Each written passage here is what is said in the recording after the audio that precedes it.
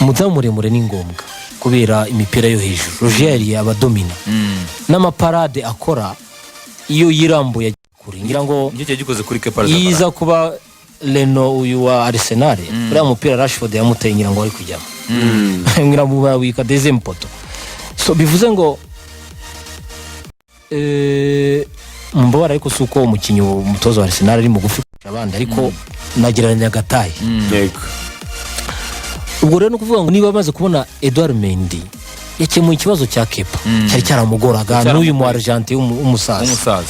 Icyo rero ni ikintu kigaragaza ko ni ikintu cyiza. Ese ubundi Mendy nawe ubundi tuzi ko akenshi na kenshi burya Fuad mu mupira w'amaguru ikipe yawe iyo ikomeye muri secteur defensif iba ifite icyo bita umuzamu na defense nziza.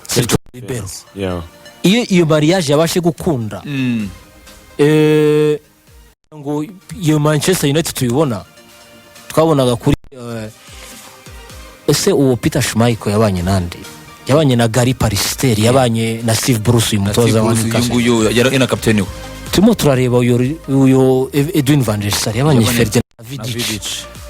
No kuvuga ngo turimo turareba uyu Alisson Becker ari kumwe na Van Dijk mubiza rwose. Ubu aka kanya Real Madrid ejo bundi yarangije saison ari equipe ya ifite clean sheet nyinshi, kuko yari ifite clean sheet, yari ifite 18 Ramos nande na kurutwari mwiza. So iyo partnership yije rero iratwereka ko hagati ya Mendy no kuza kapiteni Thiago Silva iyo mariage yakunze. Epi bashobora kuvuga ururimi rumwe bakumvikana, iyo nayo communication ikomeye kirimo gufasha cyane. Hejuru ibyo ngibyo kugira Ben Chilwell turimo turareba Ben Chilwell match ya mbere atsinze ibitego bingahe? Yatsinze igitego atanga n'umupira w'igitego, atanga n'umupira w'igitego. Arimo aratwibutsa Robertson na Alexander Arnold wasizishize. Arimo aratwibutsa ko umukinnyi ukina mu mpande akeneye gutanga akazi kanini, si kimwe na Lukshaw ukina uzi ko defender ariko adashobora gutanga apport. Ngira ngo niyo mpamvu bageze kuri Alex Telles. So ubu rero turimo turabona Ben Chilwell, tukabona aka kanya waruzi ko Frank Lampard ari ukubaha kapiteni Azpilicueta no kumwubaha gusa, ariko James Risa agomba gufata hari ahantu agakina. Oya ni kimwe fondation ntabwo iyi nzu yubatswe kugeza kuri 6e etage bahereye hasi, hari hasi muri defense rero no mu muzamu. Ngira ngo ni bimwe mu bintu bigiye gufasha Frank Lampard kwitwara neza. Ikindi nanone Frank Lampard yagize amahirwe burya umukinnyi Ziyech burya muha amasolution menshi. Ashobora kuba amasolution mu mipira miremire, mu kuyitanga no mu gutsinda. Uyu Ziyech rero nuvuga ngo kuri couloir y'iburyo usanga rero equipe adverse ntabwo ishobora kuva kwakinira uko ari bwiruka gusiga kandi ari gutsinde. Hari na Rich atasoni umwana amaze kugira amatita afite 27 atangiye kumenyera umupira w'amaguru.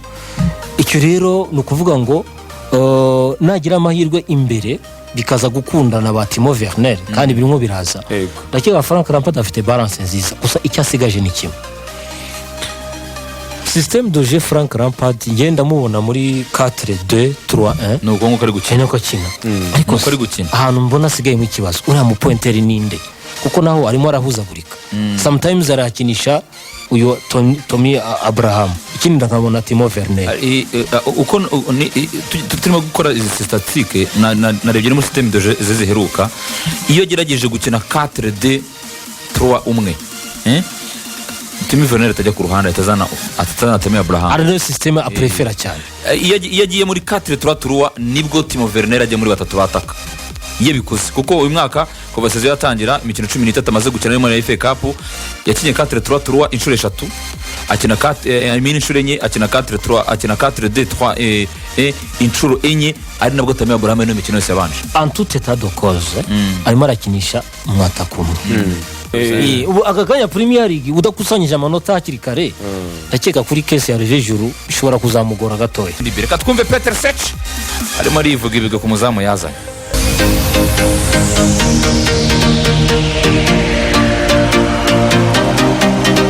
Part of my job is obviously to know about players when I'm asked by the club or by the manager. So ni kimwe mu bice bigize akazi kanjye mu by'ukuri kumenya abakinnyi iyo mbasabwe n'ikipe cyangwa se mbasabwe n'umutoza. Mu by'ukuri navuga ko nashyizeho uruhare rwanjye mu kuba nashaka umunyezamu kubera ko twashakaga kongera undi muntu muri groupe y'abanyezamu bacu, dushaka mu by'ukuri umunyezamu utandukanye n'abandi. Ubusanzwe twari dufite Kepa ndetse na Kabarero, iyo twamukeneraga igice cyose twaramubonaga. Rero dufata icyemezo na Kepa, bigaragara ko nawe yari mu bihe bikomeye aho ibintu bitamugendekeraga neza mu kibuga. Tugerageza gushaka uko twashyiramo imbaraga mu banyezamu bacu, niyo mpamvu twemeranije kuzana Edouard, kandi kugeza ubu ngubu arakora ibintu neza. Amaze kugira clean sheet nyinshi nibyo. Ndibuka mu ntangiriro zanjye nanjye zari intangiriro nziza kuri njye kubera ko niba nibuka neza mu mikino 8 yanjye ya mbere twagize clean sheet 7, ariko naramuka arenze kuri ibyo ndaza kwishima kurushaho kubera ko ikipe izaba iri gutsinda, kandi mu by'ukuri ibingibi nibyo twese dushaka. Ndumva uwa mbere nashimira ari Christopher Linson, niwe wamumbwiyeho mu myaka 3 n'igice ishize ubwo Edouard yatangiraga gukinira Lens, kubera ko ikintu cya mbere yari ikipe ikomeye ifite amateka, ariko kubera amakosa y'umu agent we yaje kuba hadafite ikipe. Ubwo nari nkiri umunyezamu Arsenal yambwiye kuri umunyezamu numva afite inkuru ishimishije, natangiye kumureba ndetse no kumukurikirana. Kandi mu by'ukuri iyo ureba abandi banyezamu kenshi, kuko nanjye ngiye gutangira akazi kanjye, nabanje kureba abanyezamu bagera kuri 30 hafi 40 mu myaka yatambutse, ariko nakomeje gukurikirana Edouard, nkajya ndeba iterambere ry'umunsi ku wundi, nkajya ndeba ukuntu buri mwaka agenda yisanga. Byatumye rero ari wo nzamo ubwo twatekerezaga ko dushobora guhindura cyangwa se tukagira undi muntu dushyira muri groupe yacu. Izina rye ryaje bwa mbere mu mitekerereze yanjye, nibyo umutoza ajya agira uruhare mu bakinnyi bari buze kuzanga ndetse n'aba scouts, ariko twaje kwemeranya ko ari we munyezamu dushobora gukenera. Kugeza ubu ngubu twishimiye kuba tumufite, kandi hari icyizere ko ari uko bizakomeza. So far it's been great to have him, I have to say. And hopefully he will continue like that.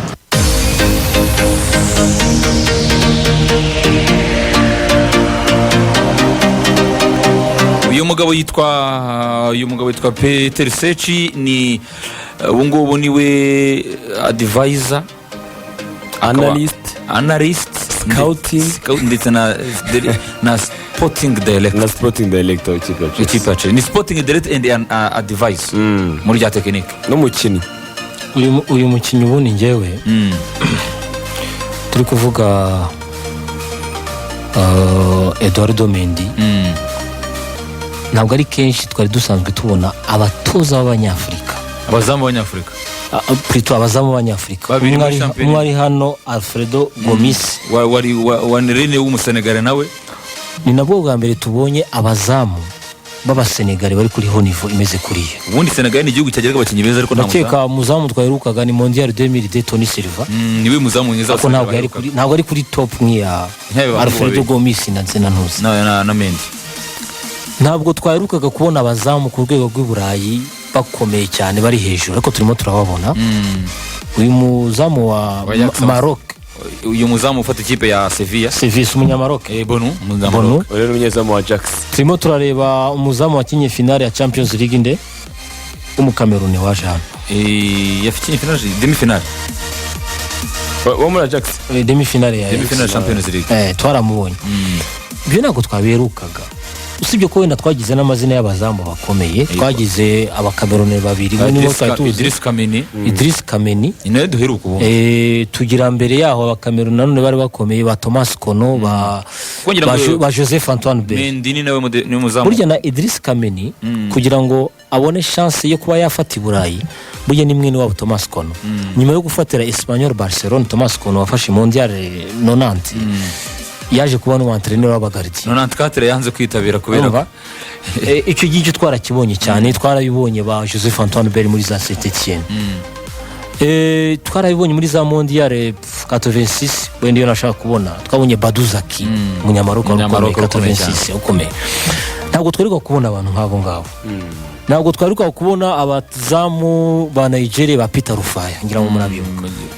Iki kintu rero ni d'abord kwanza ni fierté ku gihugu kuri Afrika umugabane wacu. Kubona burya niyo ataza kuba umunyafrika valere ye yari no kurusha niyande ya Kepa, kuko buri yaza kuza kuba ibyo yaza kuza kuba adasa natwe.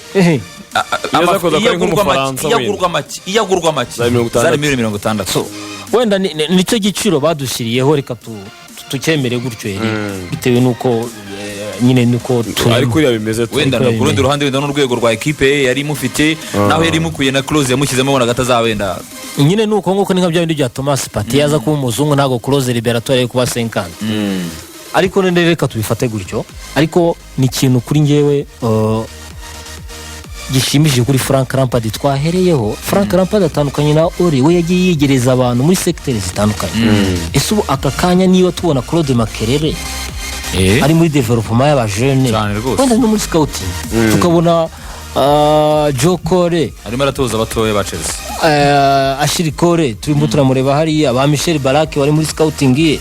Iki ni kwereka ko ari muri yegereza n'uwitwa Paul Ferreira wo munyaportugal, abo bita bariyetso nabo. Erega na Drogba nuko yamunaniye burya yaramuvugishije. We Drogba ni president ntago ashaka kubaho, yaramuvugishije ko Drogba bijyanye na technique ntabikora. So rero abo ba administration bijyanye na administration, abo bariyetso nabarimo baramufasha cyane. Noneho va no kuri ibyo ngibyo burya barimo baranamukorera kuko akoze na sacrifice Petr Cech. Ahubwo mvuye muri retirement, ahubwo ndashaka kuba number 2 kubera ko mbona ko bariya ntacyo bafasha Chelsea. Nikigaragaza ubwo rukundo iyo Manchester twaburaga yabuze abantu nk'abo ngabo. So kuri Frank Lampard ngira ngo hari stress irimo igenda imuvaho. Atasho stress ya Kepa yari mu gijana. Yari mukozeho cyane.